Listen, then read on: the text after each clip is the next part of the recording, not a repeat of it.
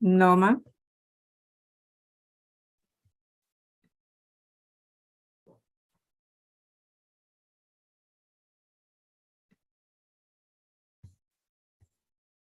Are we ready to start? Yes, we are, Norma. You can go ahead. Thank you, Pam. Thanks. Okay. Good afternoon, everyone.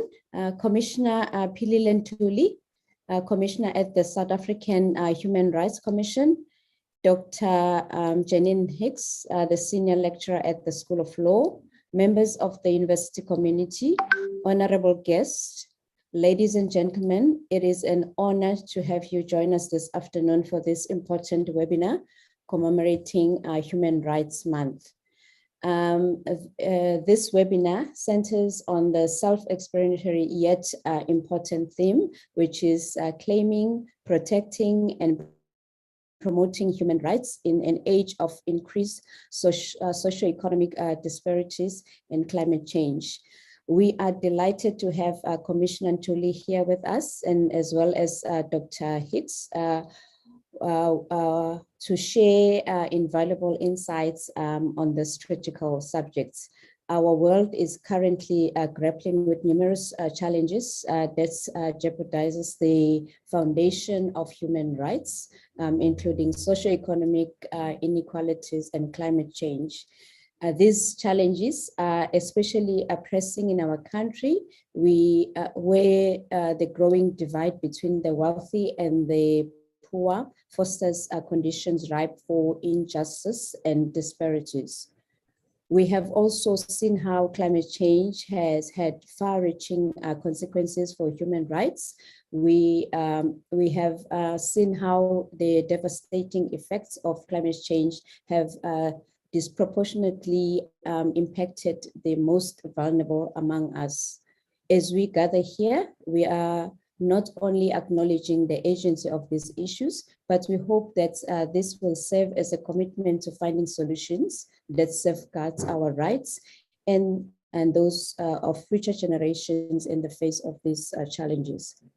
This webinar offers a unique platform for collaboration and also exchanging ideas towards shaping a just, equitable, and sustainable future for us all.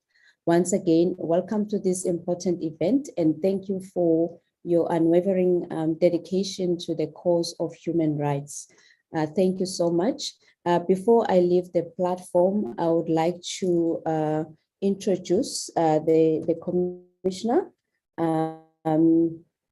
Commissioner Ntuli, who is with us this afternoon, who is our guest speaker. So I'll introduce her quickly, and then she will start her lecture immediately. Commissioner Ntuli's life work focuses on women's relationship with the state. She's particularly interested in exploring how or whether South Africa's projects of democratization can disrupt historical gendered hierarchies. She also holds a bachelor degree in political science at this university, political science and English, as well as a postgraduate diploma in public policy development from the University of KwaZulu-Natal.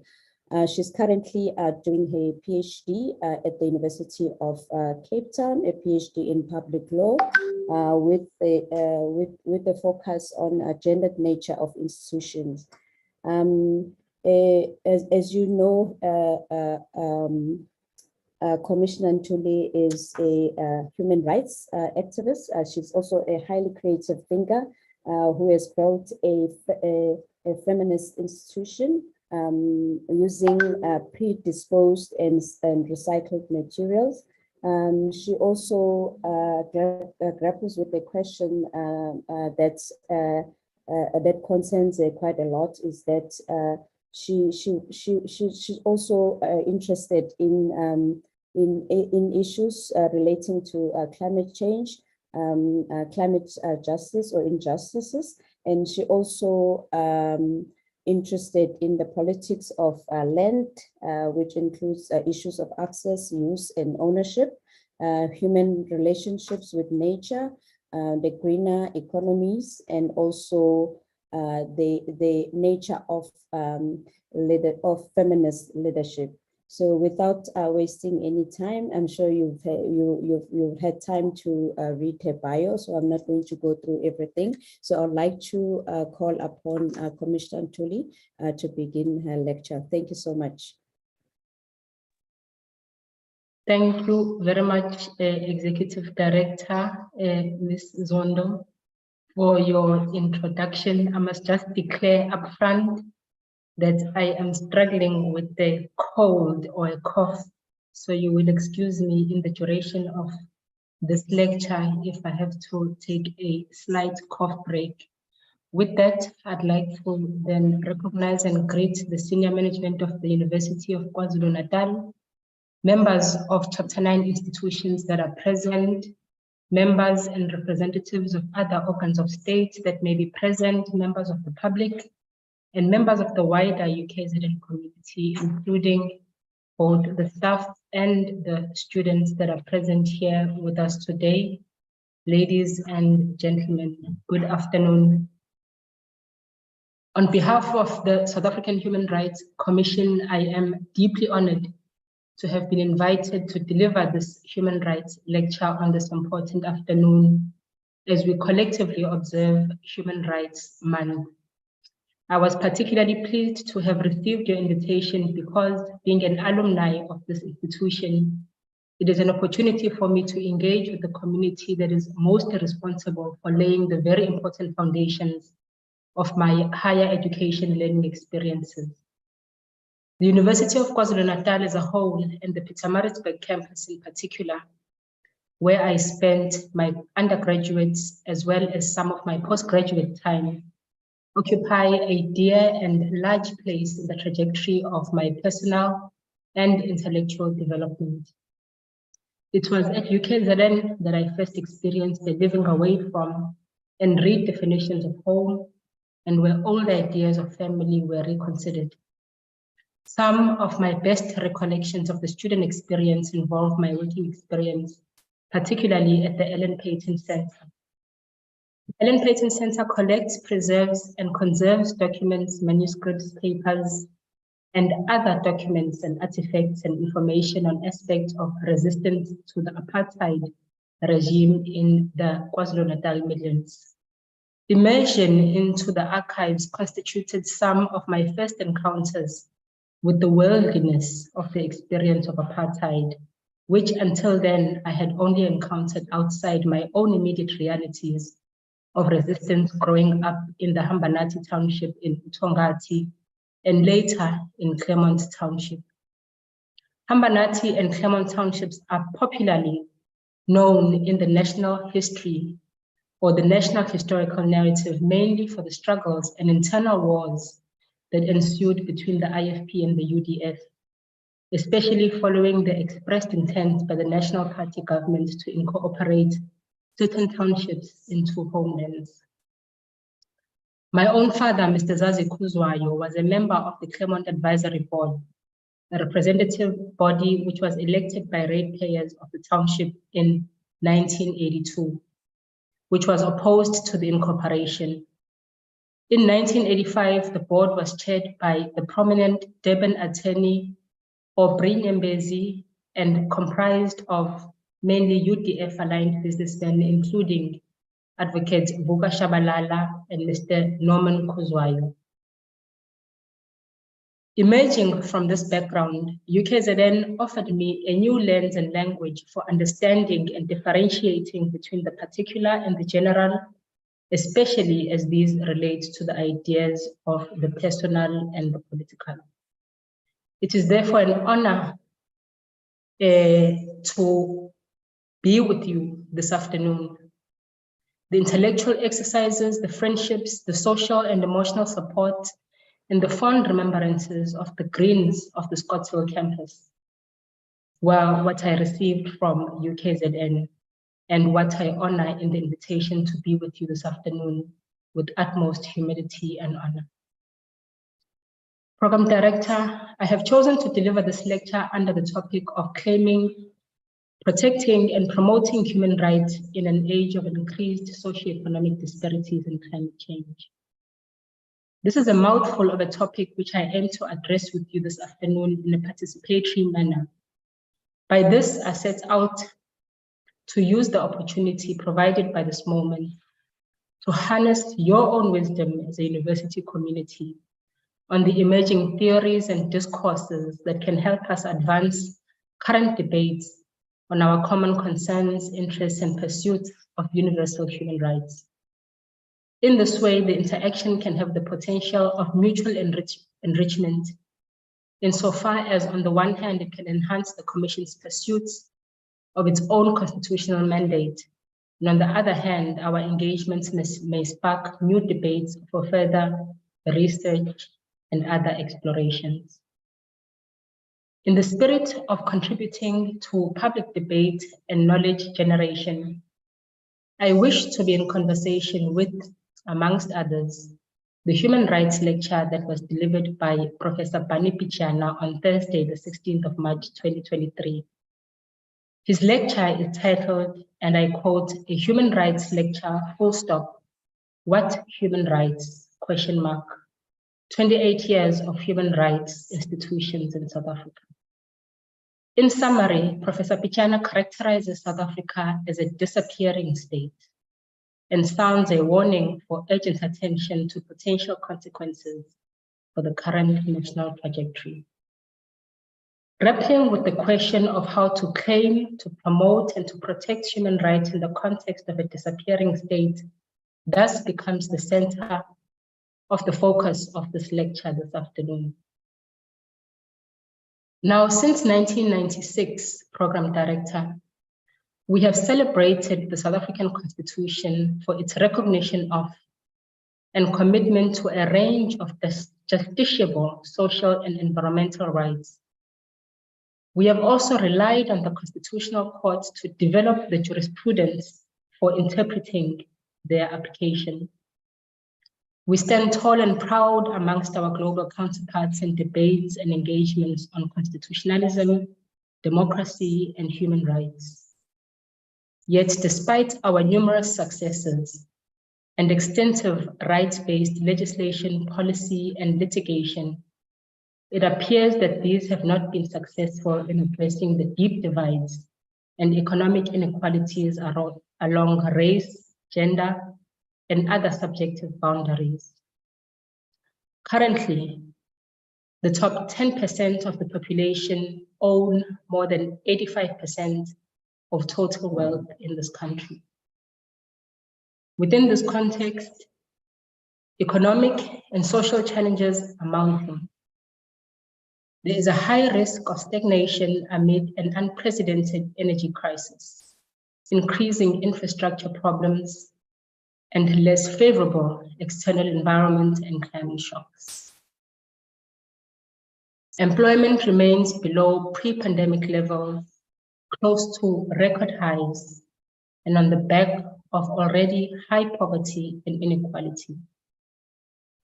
In addition, the elevated public debt significantly limits the fiscal space available to respond to economic and climate shocks and to meet social and developmental needs. Long-standing rigidities in product and labor markets and governance and corruption vulnerabilities also weigh on growth and employment prospects, which inevitably threatens social cohesion and social harmony. The contradiction between the reverence for the Constitution and the reality of being the most unequal country globally is one that should compel us to collectively seek new questions in pursuit of claiming, protecting, and promoting human rights. The consequences of the inequalities are best characterized in Professor Pichana's lecture.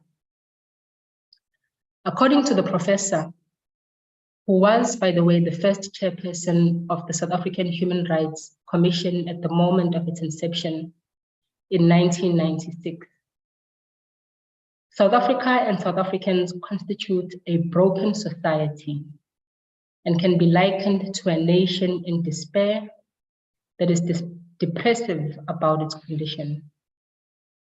Driving to the inner parts of any city across the country, one is met by little to nothing more than dilapidation, dirt, piles of rubbish, and buildings that are falling apart.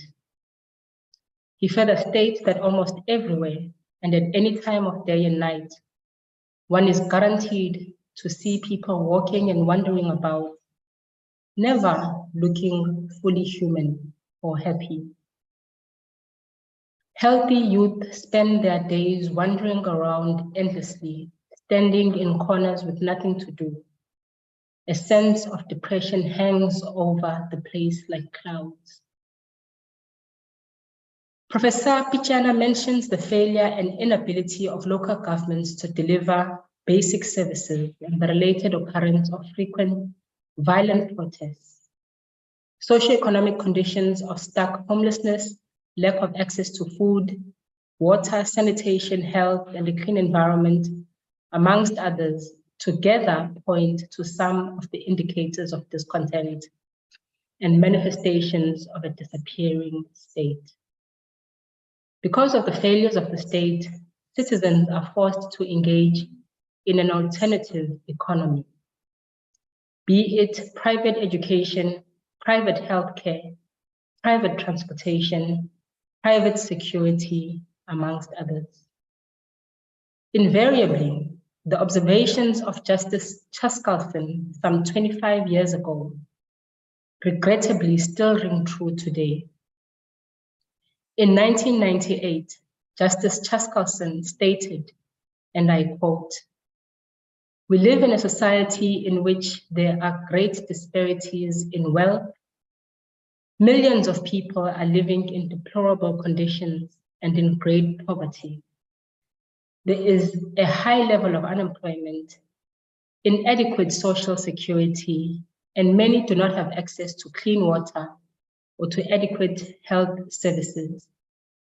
These conditions already existed when the Constitution was adopted, and a commitment to address them and to transform our society into one in which there will be human dignity, freedom, and inequality or equality lies at the heart of our new constitutional order. For as long as these conditions continue to exist, that aspiration will have a hollow ring." I close quote. Frantz Fanon, in Pitfalls of National Consciousness, uses a similar analogy, arguing that the condition of the post-colony is one in which national consciousness resembles an empty shell that prefers race over nation and tribe over state, placing the responsibilities for the failures of the decolonization project in newly independent states on the middle class. He claims that the project of nationalism fails to achieve total liberation because its aspirations primarily seek to defeat the colonial order, only to take its position of dominance and surveillance over the working class and the peasants. Now, within this context, Program Director, and because of the complacency of the middle class in particular, change occurs only through violence that erupts as anarchy that is led, and I quote, by an urban underclass that, like the peasantry, resides in the shanty towns and the ghettos, and is constituted of the pimps and the prostitutes, the unemployed and petty criminals, the vagrants, and all those men and women who fluctuate between madness and suicide, and are as equally uninvested in colonialism as the peasantry. Close quote. We cannot afford to discard Fanon to be merely calling for violence, as opposed to sounding a warning call against the consequences of unequal development. Here in KwaZulu-Natal, where UKZN is situated, in particular, the occurrence of the unrest of July 2021 most resembles the picture depicted by Fanon.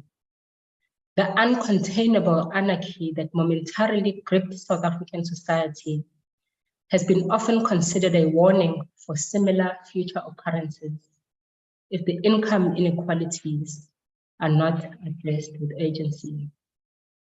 If we follow this logic of Chaskalson and Fanon, and since the conditions they observe continue to exist, are we thus to conclude that the aspirations of the Constitution ring hollow or resemble an empty shell?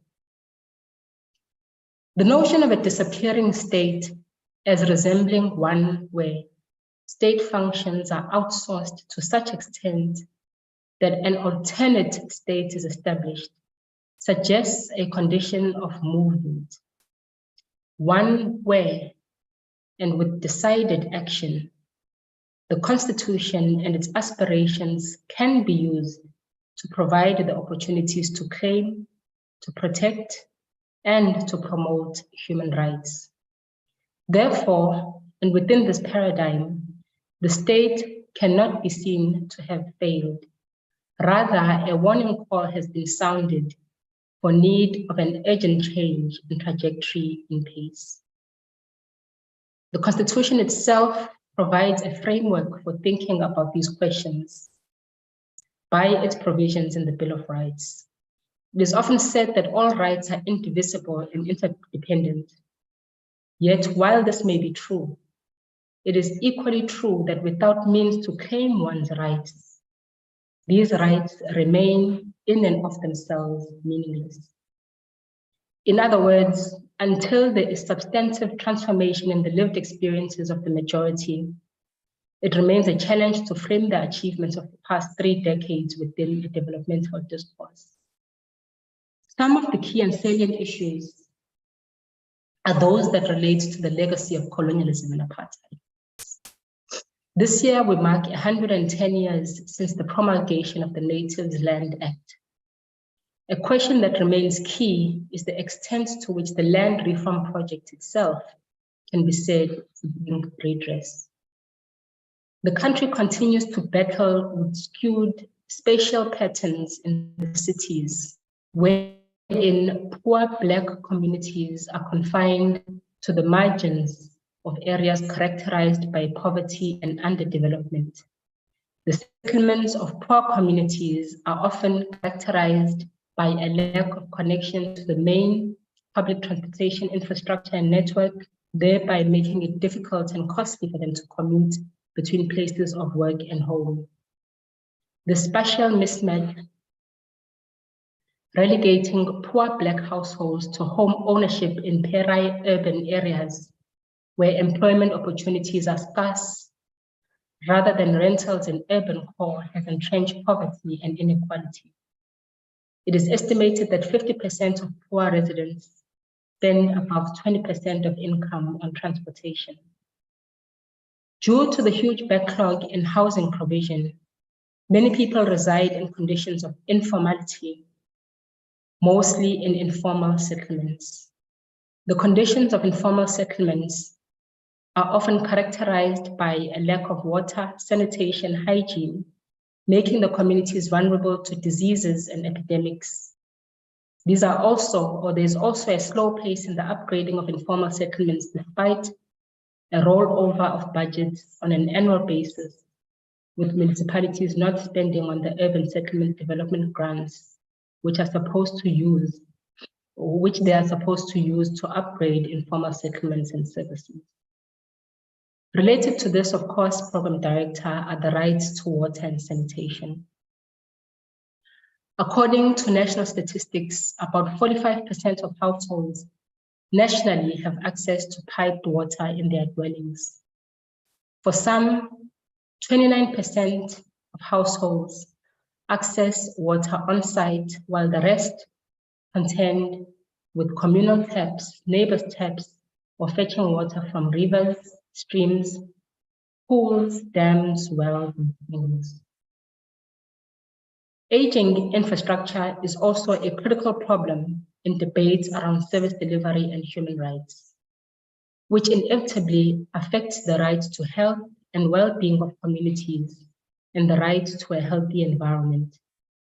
The recent Municipal Finance Management Audit report by the Auditor General also points to the fact that insufficient attention is being paid to water and sanitation infrastructure by municipalities, with only 2% of the budget of municipalities being used for maintenance, which is far fewer than the norm of 8% that is suggested, leading to degrading of vital assets such as water or wastewater treatment plants.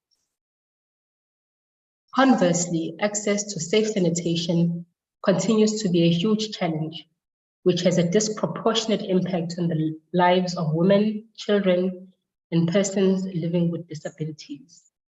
Sanitation continues to be a major concern in rural areas in particular, as well as in informal settlements. Informal settlements continue to lack the necessary infrastructure for the provision of adequate basic services, such as sanitation. Most indignifying of these is the bucket toilet system. Although the bucket toilet system ought to have been eradicated in line with the Millennium Development Goals, a number of communities still continue to use the bucket toilet system. According to Stats SA and their non-financial census of municipalities, in 2020, there were about 47,000 consumer units serviced with the municipal bucket toilet system. A presentation by the Auditor General to the Parliament's Portfolio Committee on Water and Sanitation in October 2022 revealed that the Department of Water and Sanitation had only spent 17% of its budget towards the eradication of this indignifying system. Given this context, whose role is it, therefore, to protect and promote human rights?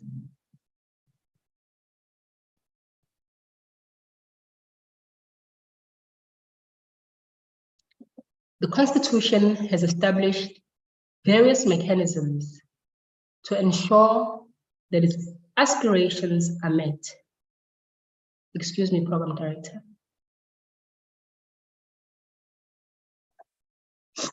Amongst these, it establishes and advances a relationship of cooperative governance amongst organs of state in pursuit of the so-called constitutional dialogue.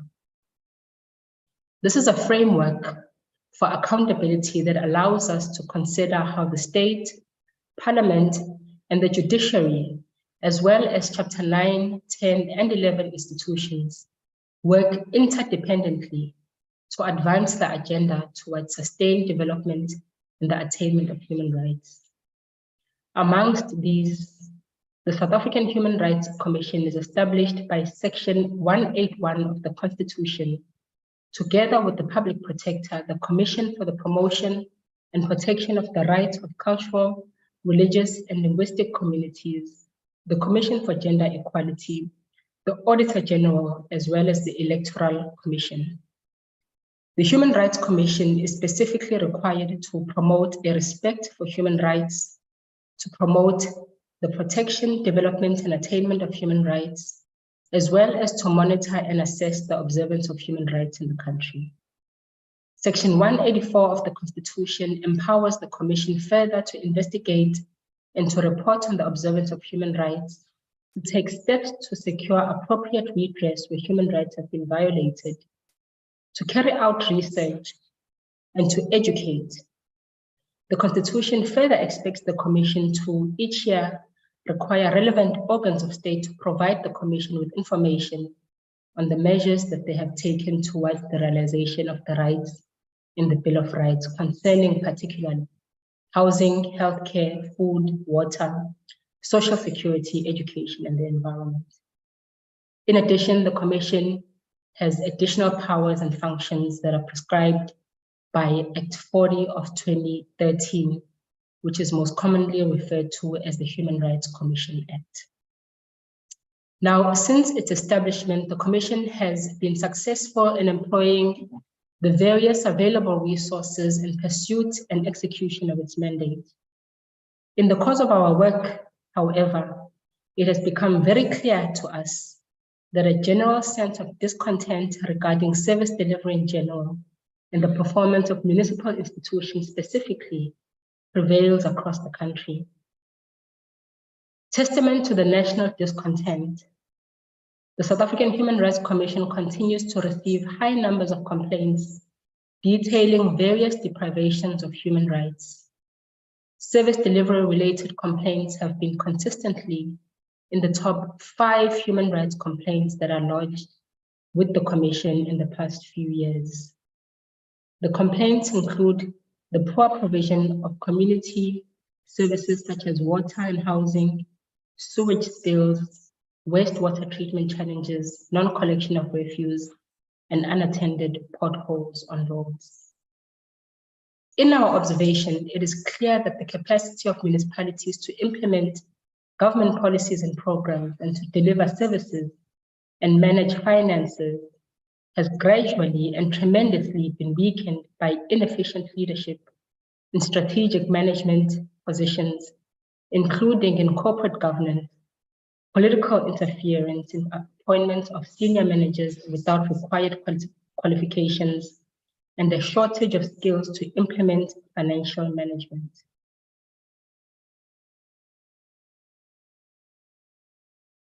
Further to that, in 2022, the State of Local Government reports by the National Department of Cooperative Government stated that 66 out of 257 municipalities across the country were dysfunctional. Only 30 were stable. Attesting to the Auditor General's report of the audit outcomes for local government, which showed that only 16% of municipalities had received clean audits, and this despite 1.26 billion having been spent on financial consultants. Moreover, the balance of irregular expenditure that had accumulated over many years totaled about 120 billion, with unauthorized expenditure at 90 billion, fruitless and wasteful expenditure at about 11 billion. In KwaZulu-Natal in particular, the Provincial Corps of Department in 2022, through its skills audit, found that 298 of its 1,944 councillors could not read or write, while others had no formal education. The lack of skilled personnel, of course, has resulted in high dependency on expensive consultants without much results on the ground in terms of the delivery of services.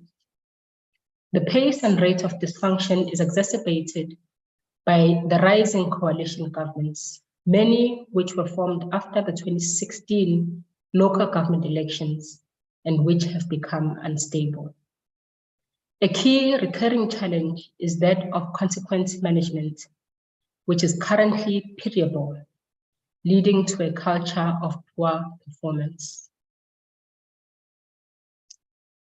Now, all of this happens at the local government within the context of rising climate insecurities and climate uncertainties. The intersecting crises of climate and economic uncertainties call on us to pay more considered attention to these two factors as we deliberate on a way to claim and protect human rights within the context of a disappearing state. South Africa in general, but KwaZulu-Natal in particular, is still open-wounded after the devastating events of the torrential rains and deadly storms that affronted South Africa, particularly the western and southern parts of KwaZulu-Natal. Within 1 week in April last year, 14,000 homes were destroyed and tens and thousands of families were displaced. In addition to the direct impact on persons and private property, there was massive destruction to existing public infrastructure. Roads, healthcare facilities, school buildings, water and sanitation works and plants, electricity and food supply chains, and refuse removal were affected. The president immediately called it a calamity or a catastrophe of enormous proportions. The storm occurred less than a year since the affected areas were ravaged by the naked violence of the humiliating July unrest. However, and at the same time, concerns have been raised across various social sectors on whether the overall impact of the floods could have been avoided. Functional and efficient early warning systems, effective local government infrastructure, development plans, stormwater drainage maintenance, adherence to climate change protocols, as well as compliance with spatial planning regulations and advice, together are seen as complementarily causing the scale of the overall impact. Key, therefore, to the debate on climate change must be the capacity of the states, particularly local government, to respond effectively. There are growing debates globally on the notion of loss and damage as tools to consider state liability and accountability, human rights, and climate change. Loss and damage is a general term that is used by the United Nations climate negotiations to refer to the consequences of climate change that go beyond what people can adapt to. When options exist, but a community doesn't have the resources to access or utilize them. This could include the loss of coastal heritage sites due to rising sea levels and the loss of homes and lives during extreme floods. Loss and damage can result from both extreme weather events like cyclones, droughts, and heat waves, as well as slow onset changes such as rising sea levels, desertification, land degradation, ocean acidification, and salinization. In some instances, damages may permanently alter places. Communities are particularly prone to experiencing loss and damage when they experience climate change impacts that go beyond what they can adapt to, whether due to a lack of finance to implement adaptation or because there are no measures that are feasible to implement. Communities in KZN are most particularly affected by these consequences. We can divide the damages from the effect of climate change into economic losses and non-economic losses. Economic losses and damages are those affecting resources, goods, and services that are commonly traded in markets, such as damage to critical infrastructure, property, and supply chain disruptions. On the other hand, non-economic losses can be most devastating because they include the loss of family members, disappearance of cultures and ways of living, as well as the trauma of having to migrate from one's ancestral homes. Now, the Academy, particularly the University of KwaZulu-Natal, being in close proximity to the devastating impact of the floods of April 2022, has a critical role to play in leading society in thinking about, and in some instances, shaping the trajectory of these developing debates. Now, lastly, Program Director, I turn to the economy and human rights. In traditional human rights debates, economic inequality is seldom framed as a human rights issue, particularly in the South African context. A particular concern is the way in which economic policy and budgetary decisions are made in South Africa, with almost no reference to social rights and the duties they impose. As pointed by Professor Sandra Liebenberg in an advisory to Chile in 2021, new democracies could learn from South Africa's experience by not repeating South Africa's mistakes of not requiring a thorough human rights impact assessment of all economic policy and budgetary decisions. The consequences of this omission have been demonstrated particularly at local government level, where IDPs give no sense of consideration to human rights budgeting and the effect of their budget allocation on the protection and promotion of human rights through service delivery. Professor Pichana in his lecture notes and warns of the relationship of foreign debt to gross domestic product and its consequences for toppling the national economy. When foreign debt is almost as high as the GDP, he warns, it tells us that the country is bankrupt.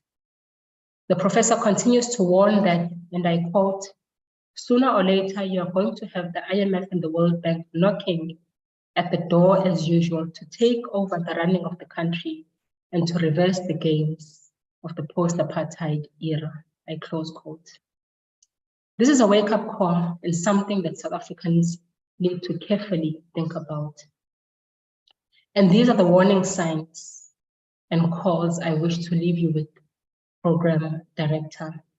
Therefore, in conclusion, of course, I would like to consider the role of the Academy in helping the nation to think about the question of claiming, promoting, and protecting human rights amidst increased socioeconomic disparities and climate change.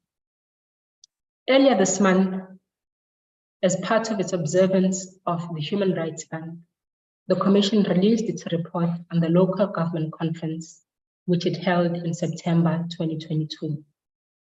Amongst others, the report identifies critical tools that it sees as key requirements to address the local government crisis and, of course, the human rights crisis that prevails across all corners of this country.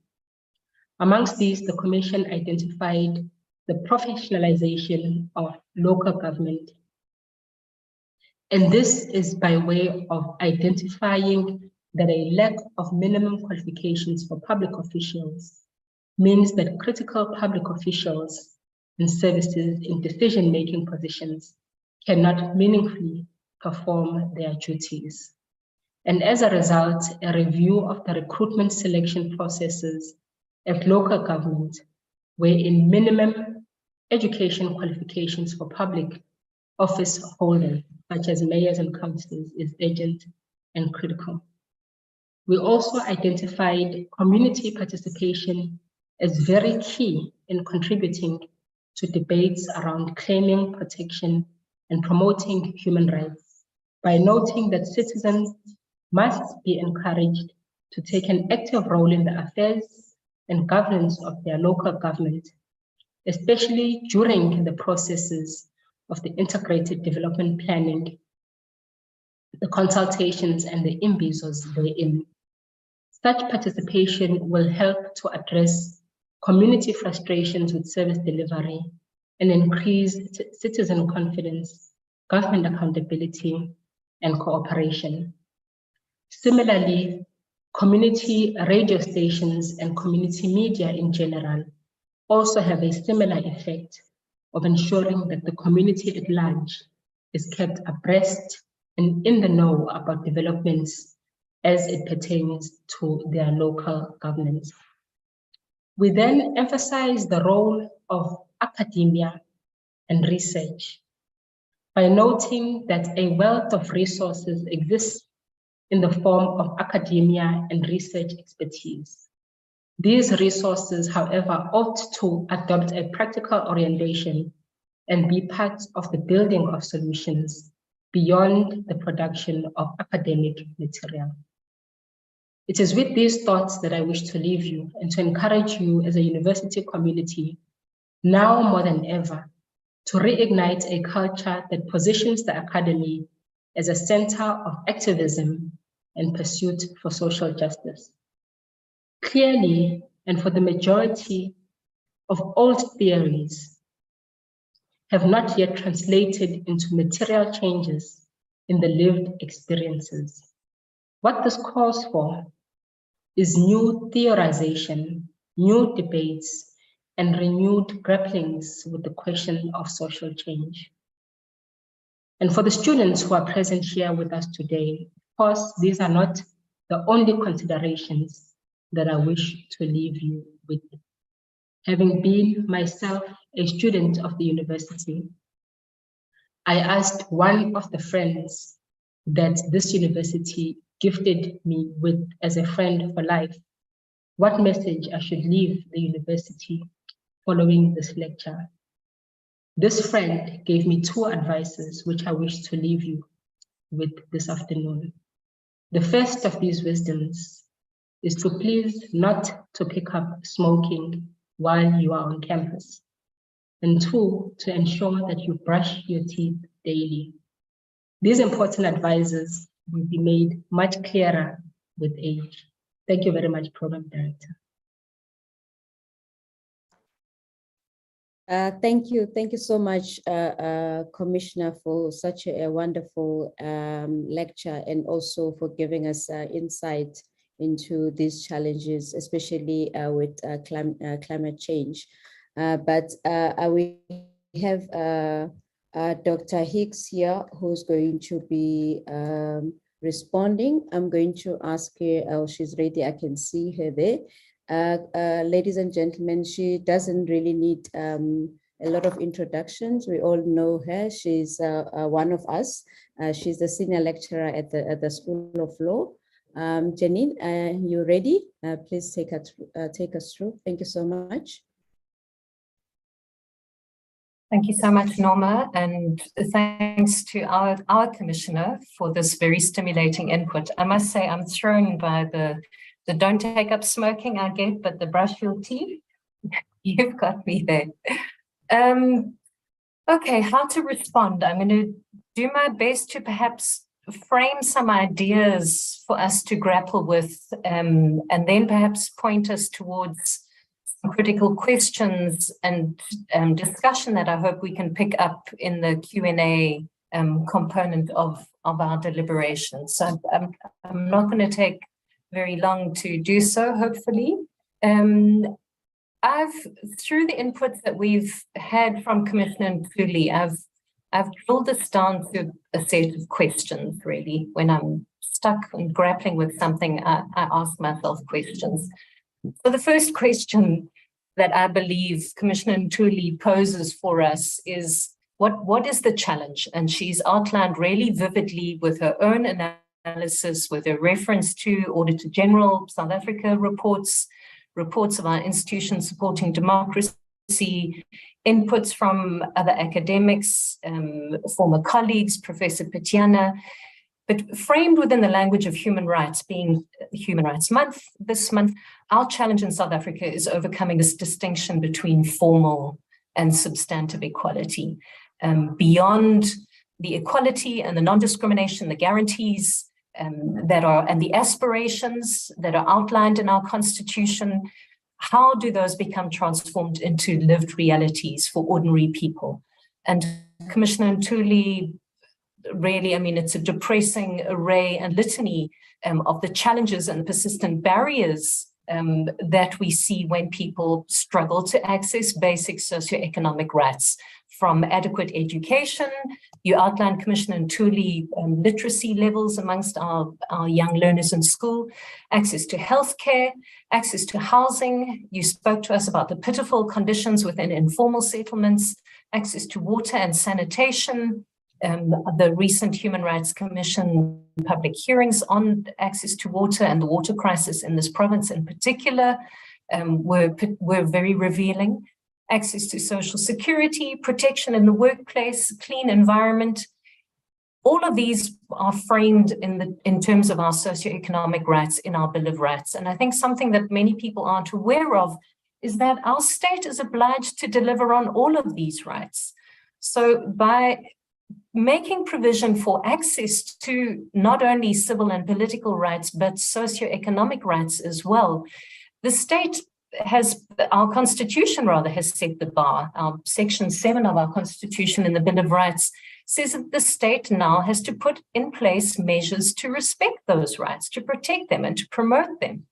And we've seen, again, many of the formal measures adopted in that regard. Our government has ratified numerous international, continental, regional human rights instruments.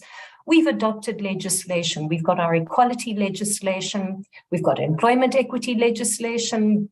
We've got information protection legislations.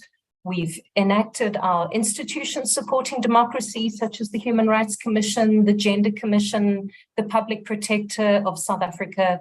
Commissioner Ntuli made reference to our courts, which are doing sterling work in terms of setting the bar again in terms of state obligations on delivering housing, for instance, or social security. Yet, question number 2, okay, so number 1 is, what is the challenge? How do we frame this within a human rights context? Question number 2 is, we see these commitments, we see these guarantees. What explains this persistent barrier, these persistent barriers to the attainment of human rights? Commissioner Ntuli, you spoke about a particular context in which we're seeing challenges in accessing rights. You spoke about the energy crisis currently besetting us. You spoke about infrastructural challenges, whether that's spatial infrastructure in terms of the apartheid infrastructure we've inherited in terms of housing patterns, access to transport, delivery of water and sanitation. You've spoken about unemployment, you've spoken about inequality. You spoke about public debt, about corruption, about limited resources. So this is the context in which we're grappling with that question number 1. How do we ensure the attainment not only of civil and political, but socioeconomic rights? So you've painted then, secondly, this awful context in which we are grappling with this question.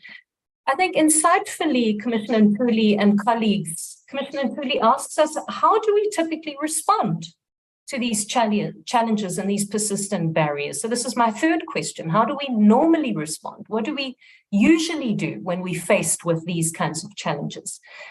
And you painted that stark disparity. So the upper and the middle class, what do? They buy it. They buy the solution. We buy the solution with that absolute, some of us struggle more than others, but we engage with that alternative economy. We buy private education, we buy our own healthcare, we buy our own transport, we buy our own security.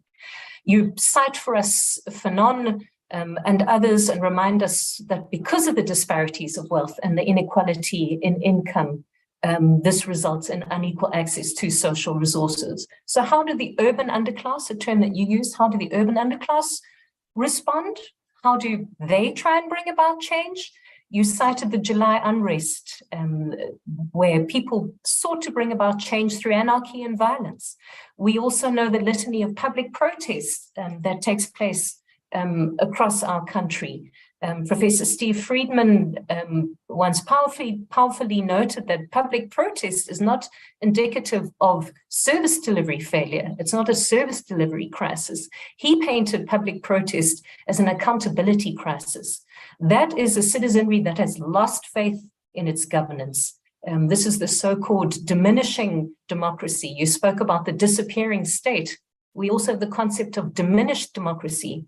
You asked us what theories we can bring to the debate. We've theorized around these sets of issues. We speak about diminishing democracy and weak and thin democracy in instances such as these, where there's this widening gap between citizens and their elected representatives.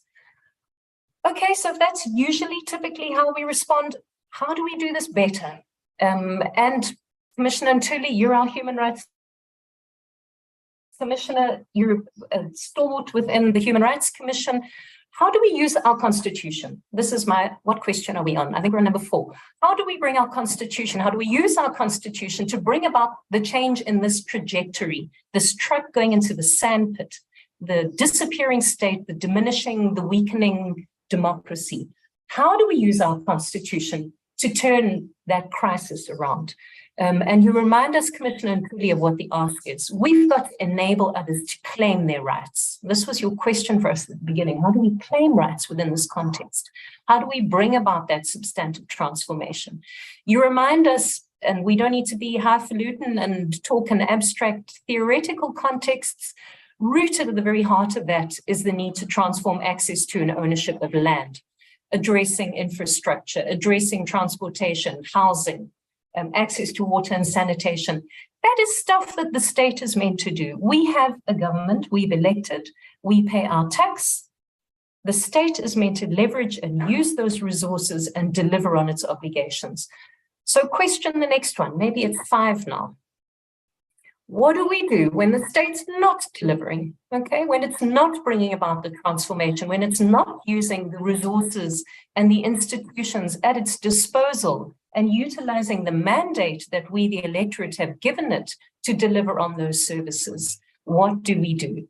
I'm appealing to my academic colleagues and students in the room. Commissioner Ntuli asked us, what theory, what discourse can we draw on to assist us in advancing this debate?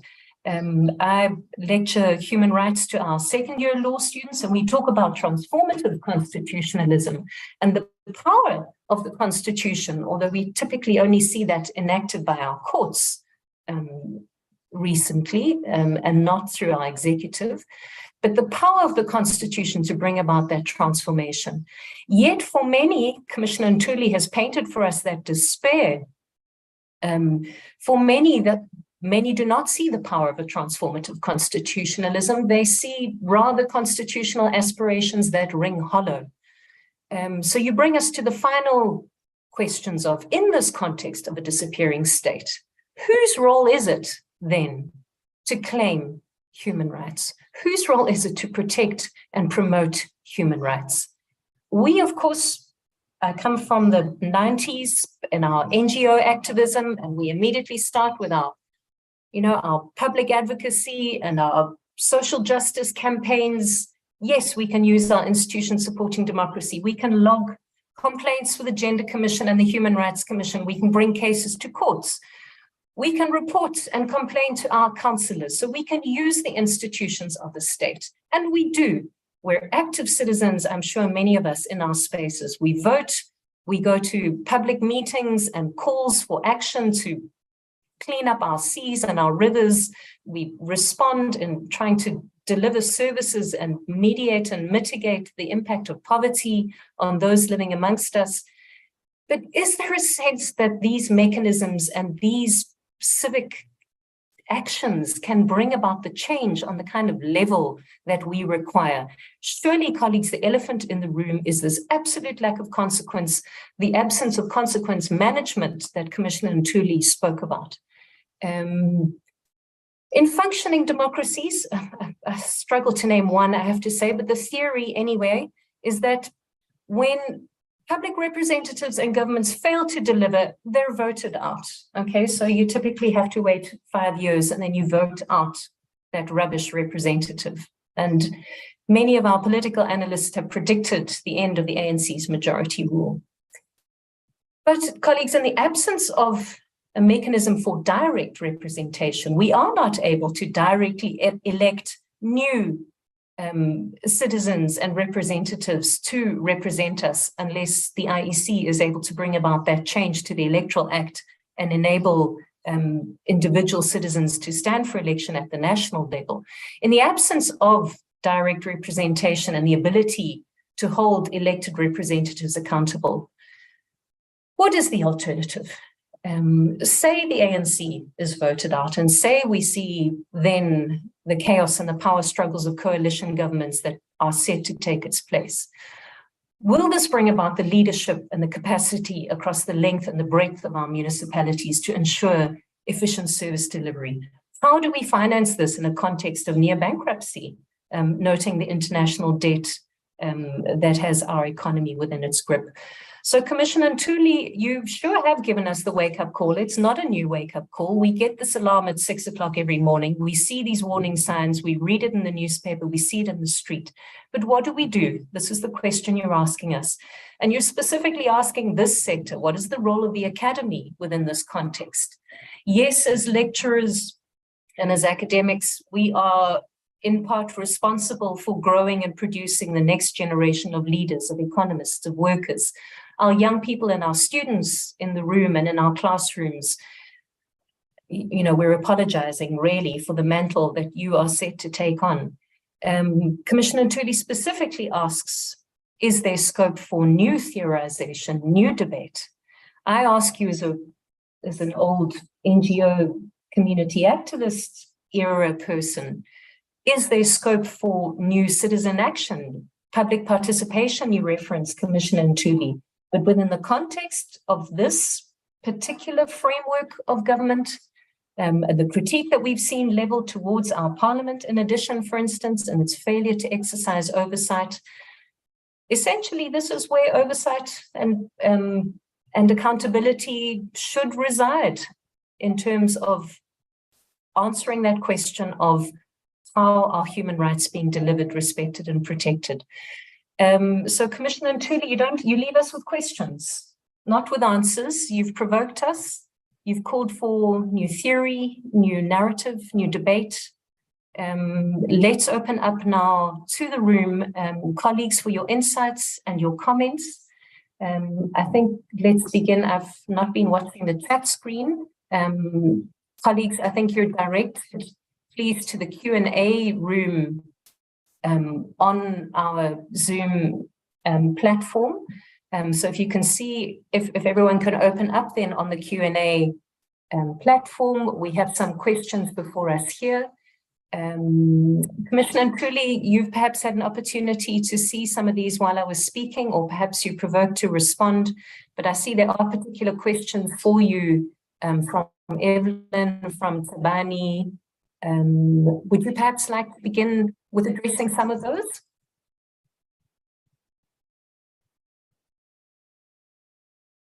Thank you very much, Dr. Hicks, for that response and summary to the lecture. Indeed, I have had sight of that chat room and some very important and interesting observations and questions. I will touch on a few and perhaps then leave more room, as I indicated in my lecture. I intend for this to be participatory, so having have delivered the lecture, I would also be very keen to hear from the room itself, especially from academia, what some thoughts are and what some emerging research trends may be in some of the areas of topic this afternoon. But perhaps to just speak to some of the questions that were asked, I see Tabani asked the Commission how far we have gone in implementing and executing the NDP, I believe, as well as the SDGs, just the National Development Plan. And that one is a bit more straightforward and simple, Tabani and colleagues. Ours, as I indicated earlier, is not to implement government policy.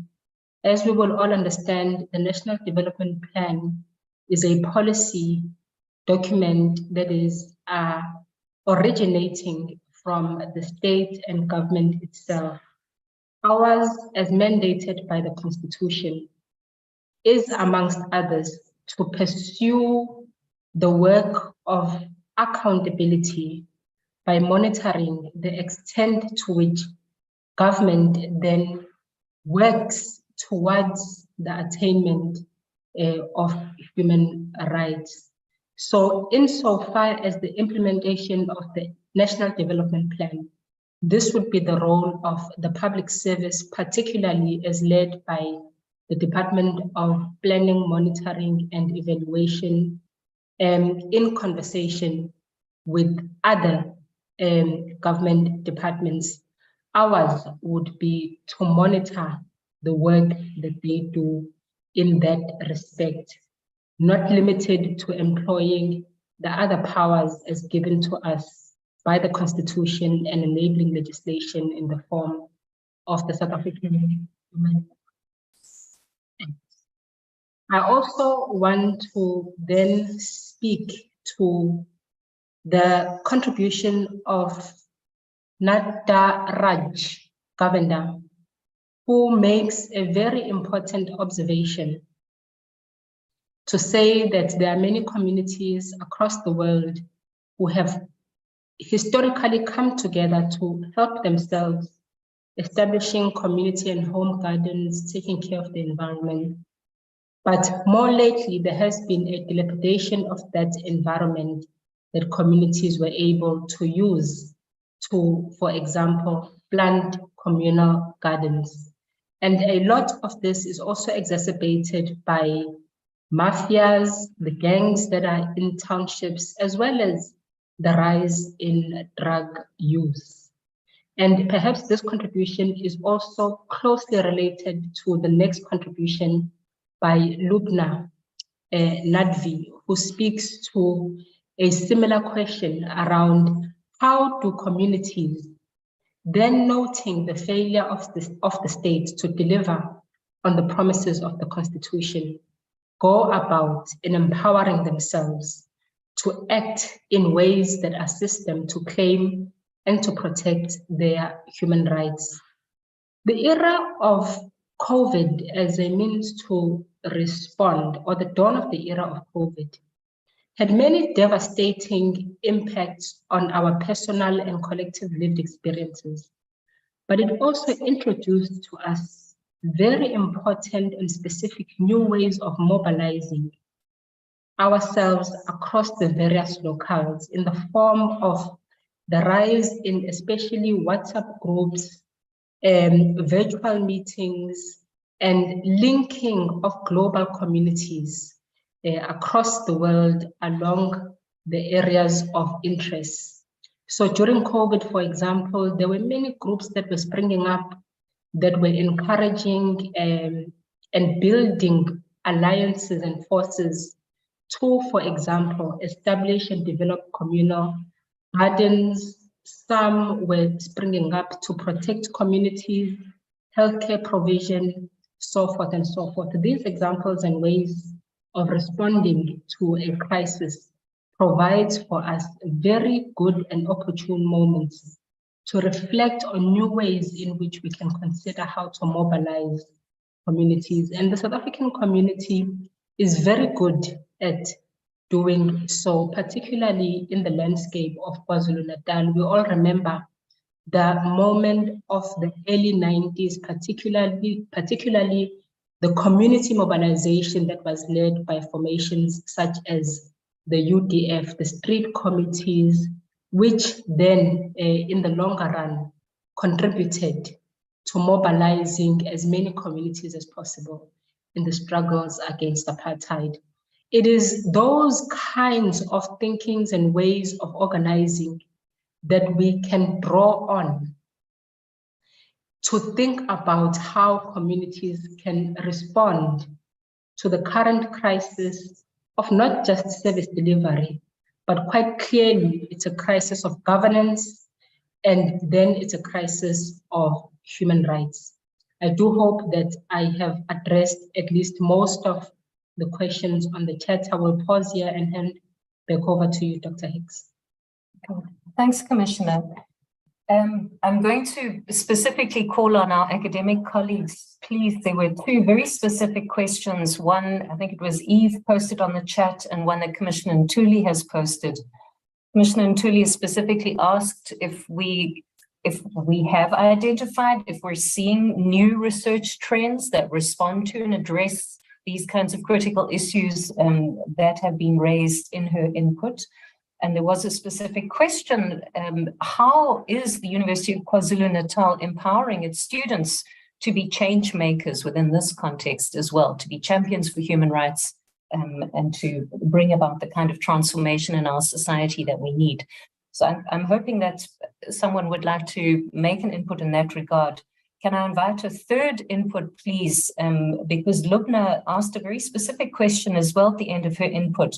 Within the context of a disappearing state and the crisis of governance that you speak to, Commissioner Ntuli, where we see our government increasingly failing to deliver on services and deliver on socioeconomic rights, should citizens take over this role? This is what we're doing. We are taking over that role, those gaps in service delivery, drilling boreholes, providing security, using private resources. Is that the route we should be going? What is the alternative in terms of holding the state accountable and demanding that transformation?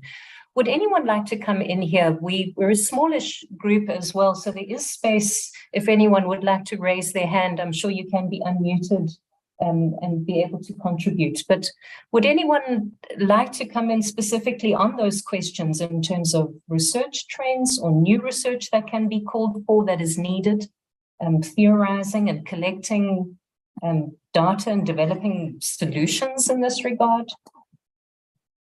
Initiatives to empower our students to be change makers? Anyone like to respond specifically on those questions? Or give your thoughts on any of the other issues that came up in the inputs? We really throw this open for your insights.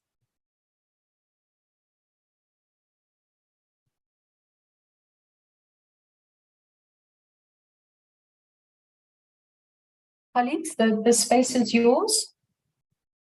Would anyone like to be so bold as to talk about particular research projects they're familiar with that speak to these kinds of issues? Anyone here from the humanities?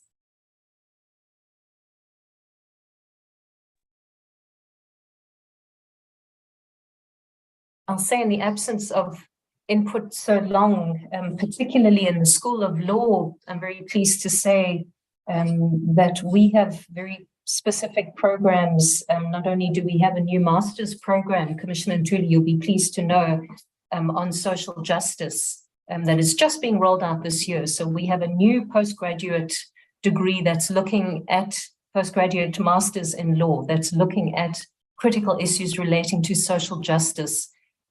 So I'm really hoping that this will generate the new theory and thinking that you make reference to. But we also, through our programs such as street law, many are familiar with this, ensure that we have our final year students who are taking street law with us go out into communities and learn to be useful lawyers, to be change makers, and engage with communities through human rights and legal rights awareness, and take up work with communities and understanding how to take up critical issues and bring about remedies for solutions. Janine, I think we have a hand up. Lubna, I think has a hand up. I think you can speak. Pamela? Hi, good afternoon. This is Lubna. May I go ahead? Please, Lubna, and welcome. Yes. Thank you. So I just wanted to respond to the issue of what sort of work is being done within, the academic fraternity, as well as sort of broader civil society spaces around, responding to the sort of increasing of the failure of the state to deliver on its responsibilities to ensure that human rights is protected in this country. And there are, of course, movements like Defend Our Democracy, which has emerged quite recently. It's a civil society structure. There are other groups that have been around for a while, like Section 27. They've just had a human rights festival that has unfolded in Johannesburg.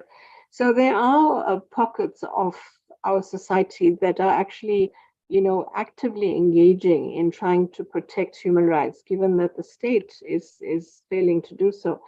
But I think included in that is the responsibility of citizens to hold the government accountable. So it should not be a case of, people just simply coming in and taking over the tasks of the state. But a very important component of that active citizenship has to be ensuring that you hold the state accountable where it is failing. And of course, commissions like the Zondo Commission is very important in this regard. So what I observe in terms of the trends that are unfolding is that citizens are actually taking over the task to some degree, but they're also insisting that there should be accountability. And we're seeing, sort of a move towards kind of the society basically stepping in to effectively become, I think there was a reference to the alternate state. That is a concerning trend, because a state is meant to basically, be an elected government, be the voice of the people.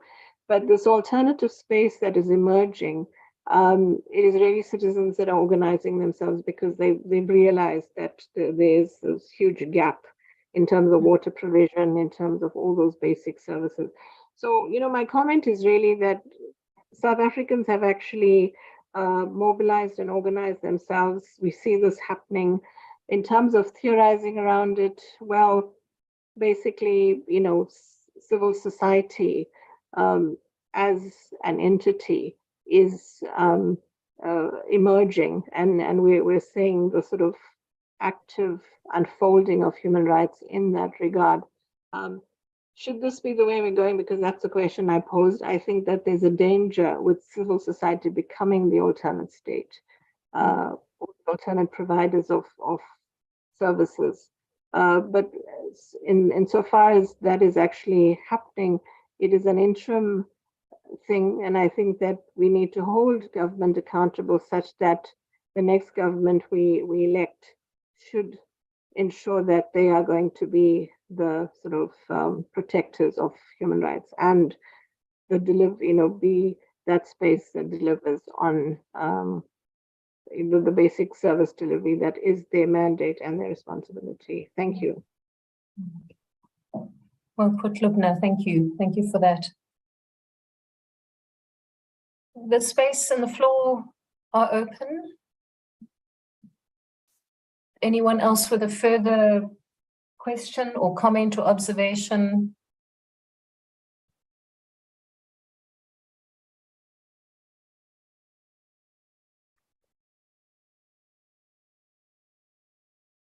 We have something's come through from Peacemore on the webinar chat. If those of you who are not on that, Commissioner Ntuli, if you see the comment there, we're reminded that we cannot afford to have a state that is missing in action, particularly at this critical juncture in society. And reiterating Peacemore's, reiterating Lubna's comment, there's a need for society to hold the state to account to deliver on its constitutional obligations as identified in Section 7 of the Constitution to respect, protect, promote, and fulfill, that we need to hold the state accountable. Perhaps, Commissioner Ntuli, do you want to come in that regard and speak to us from the Human Rights Commission's perspective, not specifically speaking to the role of your institution in particular in terms of leveraging state accountability, but do you perhaps have any insights to share with us in that regard on this point of holding the state to account, if we are to avert that danger of creating an alternative state where citizenry take on the alternative provision of services? How do we hold the government accountable? Would you like to share some perspective and insight in that regard? Thank you very much, Dr. Hicks, and thank you, colleagues who have contributed to the commentary and the discourse.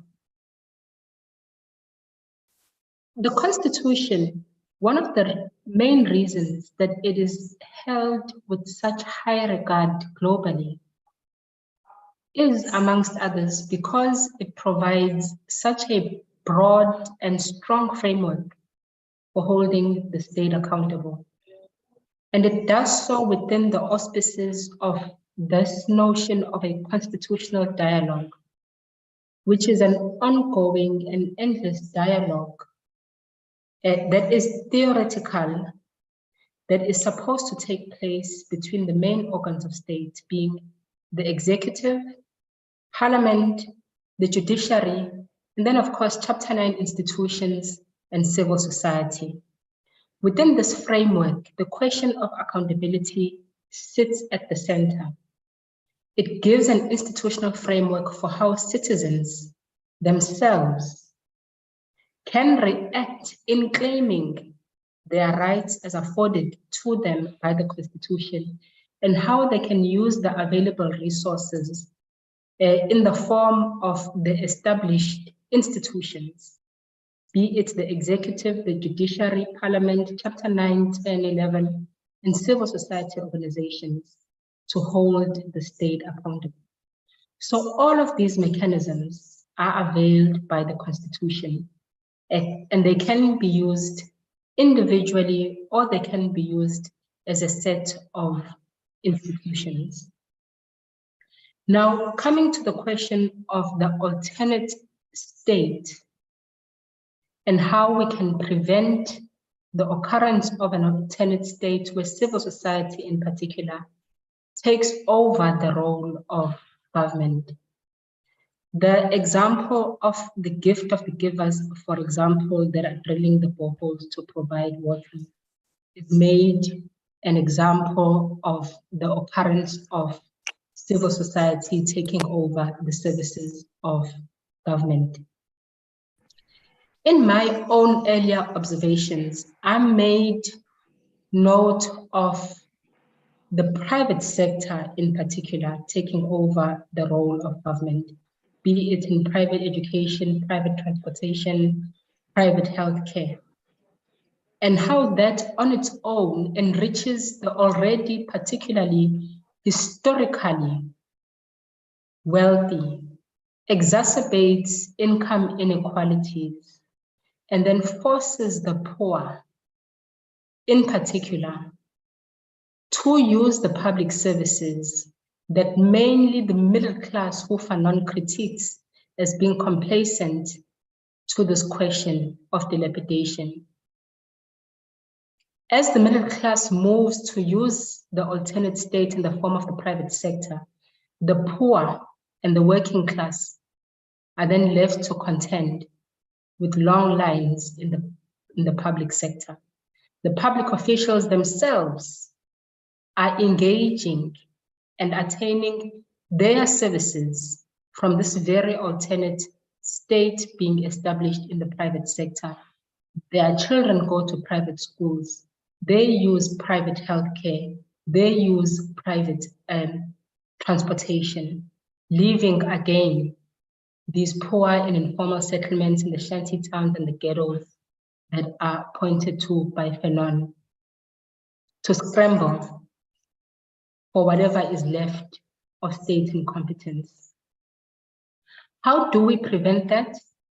By then considering, firstly, the question of public education and whose role it is to equip citizens with a higher sense of consciousness as it pertains to their rights, how these higher levels of consciousness can be used to claim the rights using the institutions that are established and they are in conversation through this notion of a constitutional dialogue, be it by lodging a complaint with the Human Rights Commission, be it by lodging a complaint with the public protector, be it by engaging the reports and the work of the Auditor General, be it by making submissions to legislation through parliamentary channels that are available. These are the many and the various ways in which citizens are empowered by the Constitution to hold government accountable. But we all agree, and this again brings us to the role of the academy as a place of not just academic and intellectual learning, but also as a space for critical social justice activism. How does the academy contribute to public and heightened levels of public consciousness, particularly, and I'm glad that this is hosted by the Department of Law, particularly as it pertains to law and human rights, and the intersection therein with society, community, and the broader questions of social change. So these are some of my contributions as it pertains to the specific questions of accountability and also as a means through which we can avert the reliance of citizens on an alternate state, leaving the state to then further its levels of, let it be corruption, complacency, or just outright incompetence. Thank you.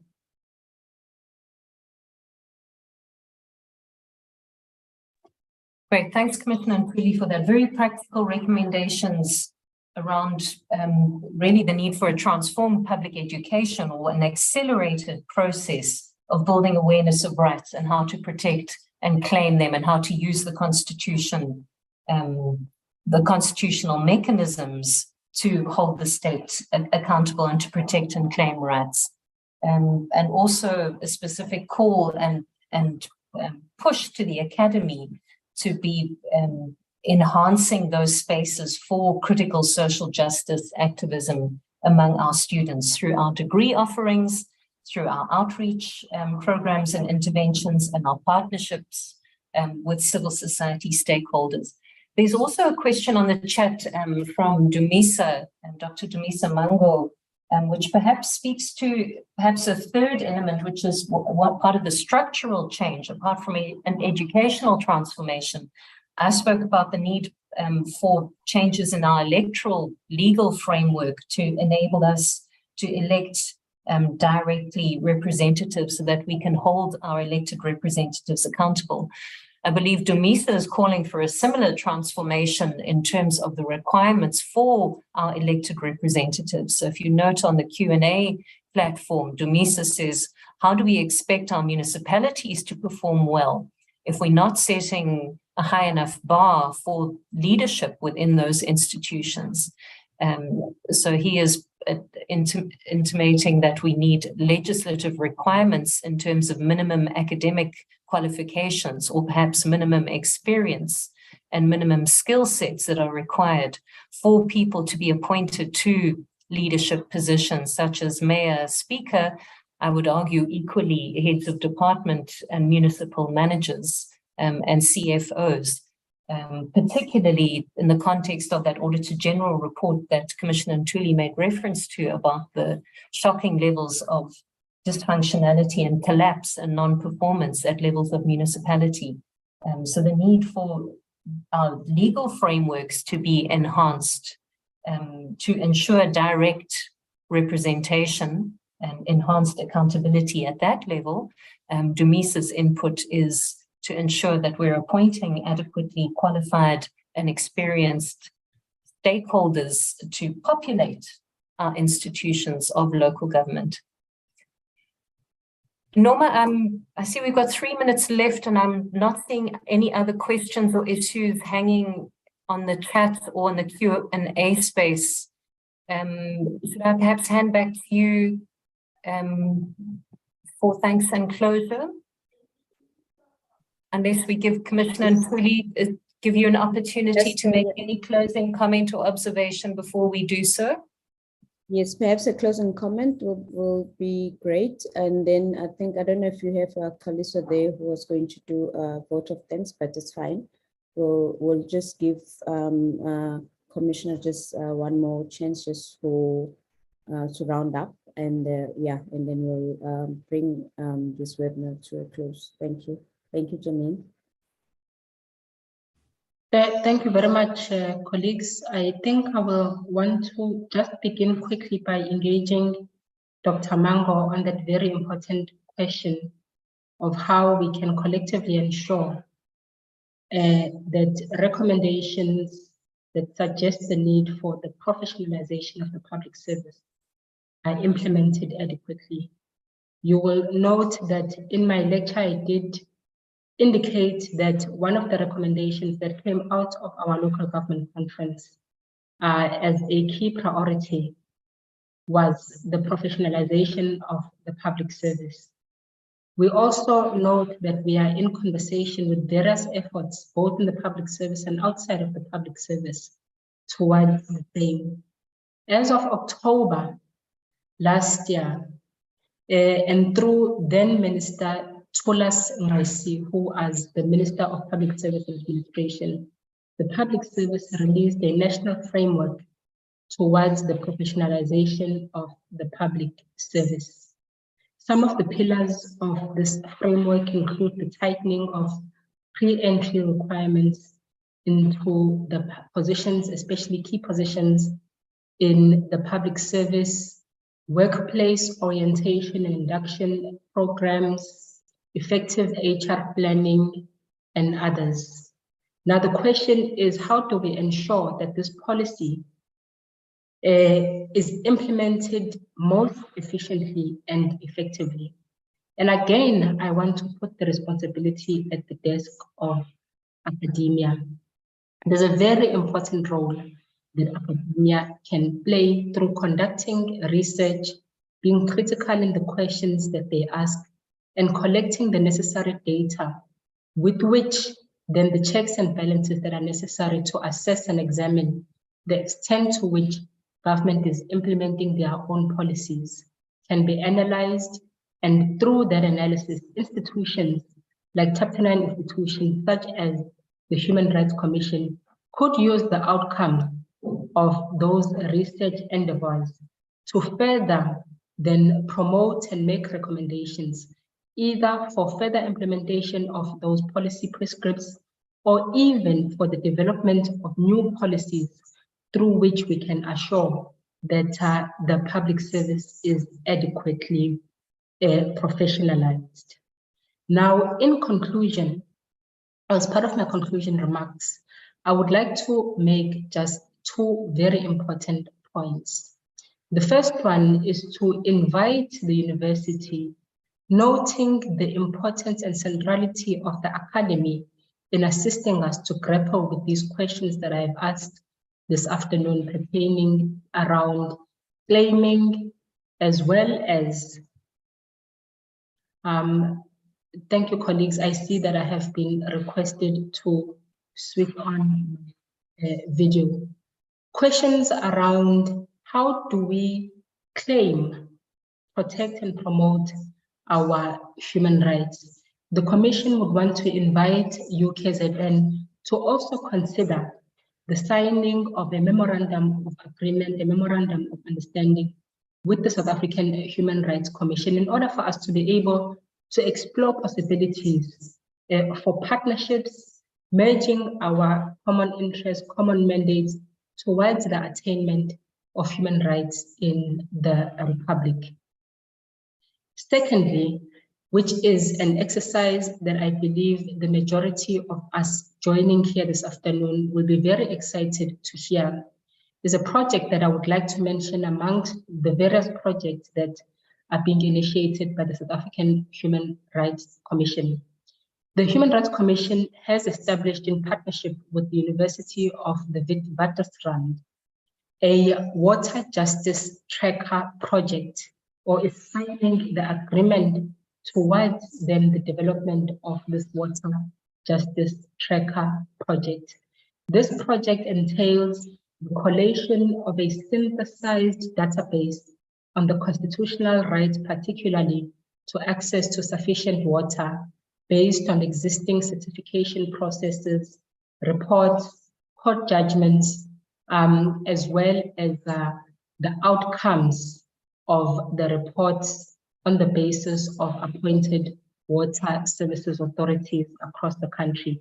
As a means of a pilot of this water justice tracker, we are going to be beginning in KZN, paying focus on the 14 water services authorities and really scrutinizing the extent to which the certification processes have made recommendations around access to water, what these recommendations would have been, and then the extent to which these water services authorities would have implemented those recommendations.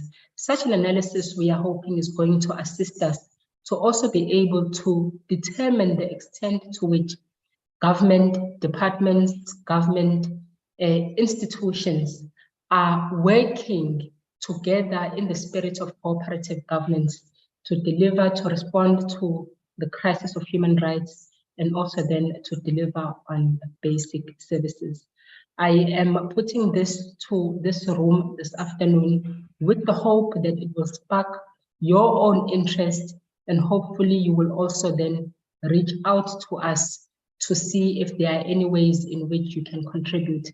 And if there are any thoughts for contribution, these would be most welcome. I believe that the organizers of this lecture this afternoon can then be the necessary link that can link anyone who would want to be in communication with us to help enrich some of the work and some of the thinking that we are having at the Human Rights Commission in an attempt to promote and protect the human rights in the Republic. With that, I'd like to thank the UKZN community for the invitation. Once again, it's been an honor and a pleasure to be with you. this afternoon, and I do hope that this is not a once-off engagement. I do hope that we will continue our discourse together for the pursuit of human rights. Thank you very much. Thank you very much, Commissioner Ntuli.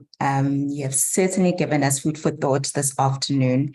And I hope that following your lecture and engagements, we will strive to make changes in our community, no matter how big or small. I'd also like to thank Dr. Janine Hicks for eloquently delivering the response and for facilitating the Q&A session. And to the audience, thank you again for joining us this afternoon.